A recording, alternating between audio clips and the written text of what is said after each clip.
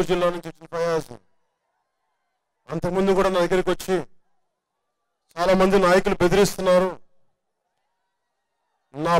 మీ పేరు మీద పార్టీ పచ్చబొట్టు పెడితే బెదిరిస్తున్నారు,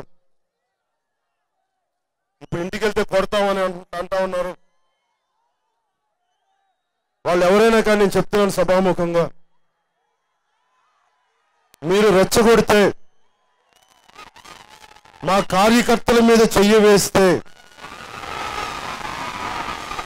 మీరు గూండాలు కావచ్చేమో, ఏ స్థాయి నాయకులు కావచ్చేమో, కానీ అధికార యంత్రాంగాన్ని కొమ్ము కాసే వ్యక్తులు కావచ్చేమో, కానీ నేను పల్నాడులో పుట్టాను మర్చిపోకండి.